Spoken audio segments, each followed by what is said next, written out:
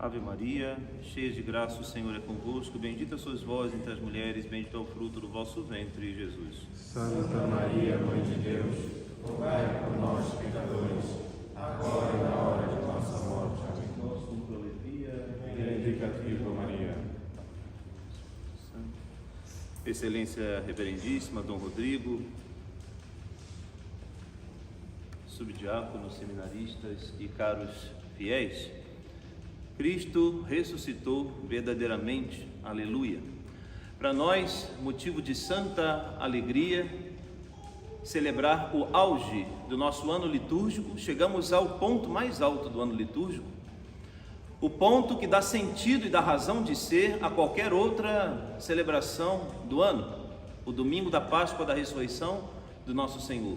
Aliás, ousaria dizer que tudo aquilo que nós realizamos na igreja, tudo, os sacramentos, tudo que nós realizamos, só tem razão de ser por causa da paixão, da morte e da ressurreição do nosso Senhor.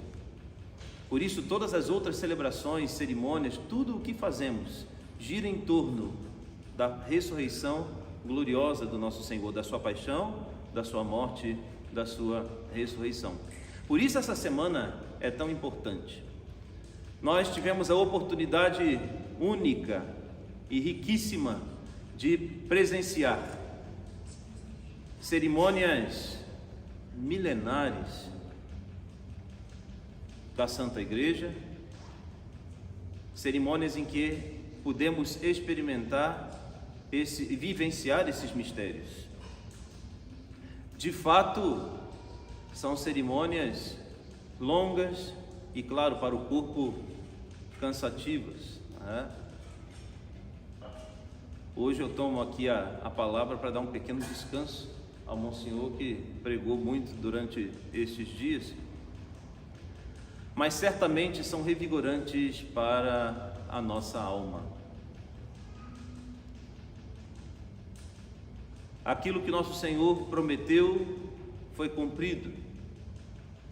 O sepulcro não pôde detê-lo. As mulheres chegam ao sepulcro, um pouco preocupadas a princípio: quem rolará para nós a pedra? Acabamos de escutar do texto do Santo Evangelho. Quem rolará a pedra? Foram ali para prestar ritos fúnebres ao corpo de nosso Senhor. Para sua grande surpresa e alegria, a pedra já estava rolada. O anjo do Senhor moveu a pedra. Verdades que o Evangelho traz para nós, abro esse parênteses aqui, e que o modernismo nega, né? Negam a ressurreição histórica muitas vezes do nosso Senhor, dão explicações humanas a tudo aquilo que a Escritura ensina para nós, como se a Sagrada Escritura fosse uma mentira. Afinal de contas, ela é a palavra da verdade, palavra revelada.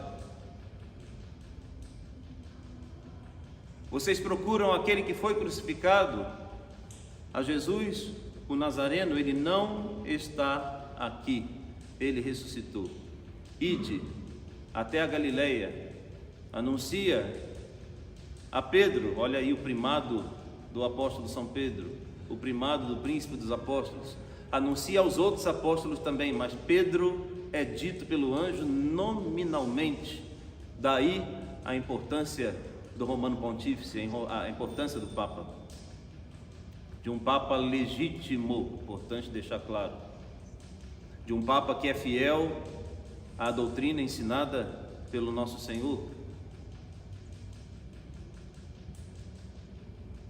E ali aquelas mulheres cheias de alegria vão às pressas ser portadoras do anúncio da ressurreição. Caros fiéis, não é segredo para ninguém que o mundo em que nós vivemos vive envolto em trevas. Muitíssimo bem lembrou Monsenhor Rodrigo agora há pouco, durante a celebração das confirmações, os nossos três grandes inimigos que devemos lutar com toda a veemência: o demônio, o mundo e a carne. E como já dizia o apóstolo São Pedro na sua epístola, o diabo vos rodeia como leão a rugir, procurando a quem devorar. Não dá um sossego. Quantos tormentos tivemos ao longo dessa quaresma? Não vou nem falar ao longo das nossas vidas, vamos falar somente da quaresma. Creio que todos aqui são testemunhas vivas disso, porque eu experimentei e certamente cada um de vocês também experimentou. Quantas propostas espirituais nós fizemos ao longo dessa quaresma, hein? Me propus fazer o rosário diariamente, me propus fazer minhas orações piedosamente, me propus cumprir o jejum da quaresma. Agora vou perguntar, não me respondam, por favor. Quantos desses propósitos que fizemos no início da quaresma conseguimos cumprir?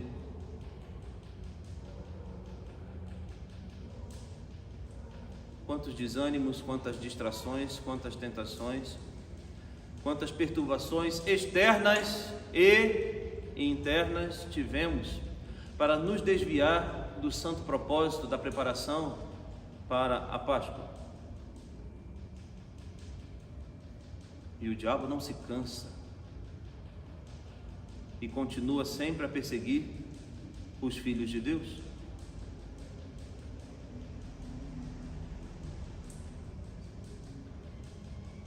Blumenau, quarta-feira santa. Um homem certamente possuído pelo mal, sem razão alguma e com a cara mais limpa do mundo, pula o muro e assassina inocentes, e depois, com a maior tranquilidade, pula de novo o muro, entra numa loja de conveniência, compra uma água, acende um cigarro, como se nada tivesse acontecido. E vamos dizer que isso é absolutamente normal. E vamos dizer que isso não é a ação do demônio. Pois entra na delegacia e diz: eu vim me entregar. Mas o que você fez? Em breve vocês vão descobrir. Já já vocês vão descobrir. Ou mesmo algo mais próximo de nós. Durante as celebrações de ontem, do nada, uma gritaria, uma desavença, tudo para perturbar. Como o padre eu sei disso, com certeza qualquer bispo, sacerdote, qualquer pessoa que pregue a palavra de Deus sabe que nesse momento a gente precisa concatenar os pensamentos, e quando a gente está aqui pensando naquilo que vai dizer, quaisquer distrações externas são terríveis para poder nos atrapalhar na pregação da palavra de Deus. Mas é isso que o demônio quer, para que a palavra de Deus não toque os corações, e não tocando não converta, e aí faz tudo para nos atentar e para nos perturbar. No meio desse mundo, portanto, envolto em caos e envolto em trevas, nós somos convidados a adotar a postura daquelas mulheres, ir às pressas e anunciar ao mundo a boa nova: Cristo ressuscitou. No meio de um mundo cercado por tantas notícias ruins, somos convidados a, no meio das trevas, ser luz. No meio das más notícias, levar a boa notícia, euangelion do grego, a boa notícia. Anunciar o evangelho da salvação. Ide pelo mundo, anunciar o evangelho a toda criatura, foi o mandato de nosso Senhor aos seus apóstolos.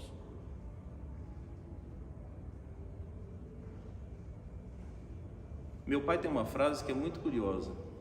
Meu pai costuma dizer assim: as pessoas parecem que têm prazer em dar más notícias, fofocas e coisas do gênero. Correm pelos WhatsApps, Twitters da vida para poder. E se a gente tivesse a mesma pressa para anunciar a boa nova? E se a gente deixasse de espalhar essas boatos, brigas, dissensões e essas coisas todas que acontecem até mesmo nos nossos meios católicos tradicionais, se a gente gastasse melhor o nosso tempo do que ficar nesta, como diz o Monsenhor, nesta infernete, para meditar mais na paixão do nosso Senhor. Como já foi dito aqui durante esses dias, a gente pensa que meditar na paixão é só na Semana Santa, é só durante a Quaresma. Não, tantos santos faziam isso. Santa Brígida, São Francisco, Santa Rita e tantos outros que meditavam na paixão do nosso Senhor com frequência.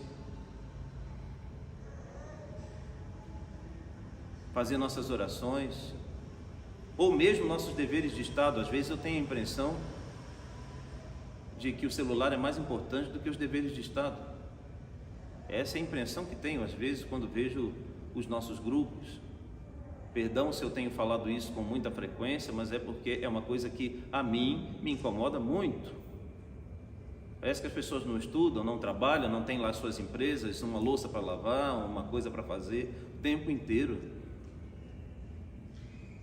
Se gastássemos melhor o nosso tempo, levando com alegria, como as mulheres fizeram, a boa nova, a boa notícia. Diz ainda o apóstolo São Paulo: é para a liberdade que Cristo vos libertou. Portanto, não utilizeis desta liberdade para voltardes a servir a carne. Pode parecer que não tem nada a ver, pode parecer que está descontextualizado, mas penso que esta frase bem-aventurada do apóstolo São Paulo tem tudo a ver com o tempo pascal. O Cordeiro foi imolado, não mais o sangue dos bodes ou dos touros do Antigo Testamento, que não eram capazes de perdoar os nossos pecados, mas de uma vez por todas, para substituir todos os sacrifícios dos judeus da antiga aliança. Passou, a velha aliança acabou, a nova aliança foi instaurada, e por um preço muito alto, no precioso sangue do nosso Senhor Jesus Cristo, que por nós livremente se entregou naquele madeiro.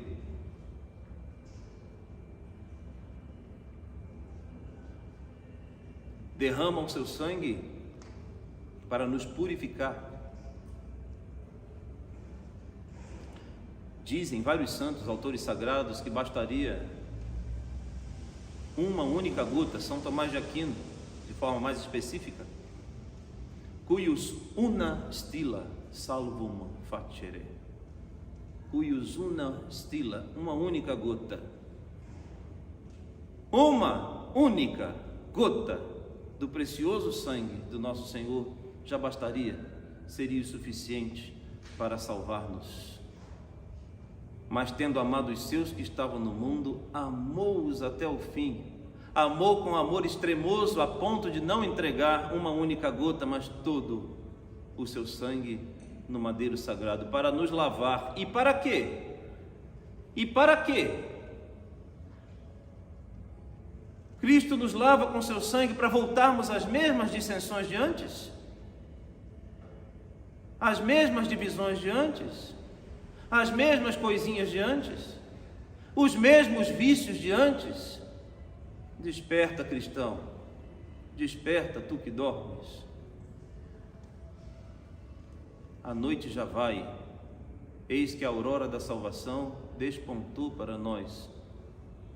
Joguemos fora as ações das trevas e nos vistamos da luz que nos conquistou nosso Senhor Jesus Cristo, a quem seja dada a glória agora e por todos os séculos dos séculos. Amém. Em nome do Pai, do Filho e do Espírito Santo.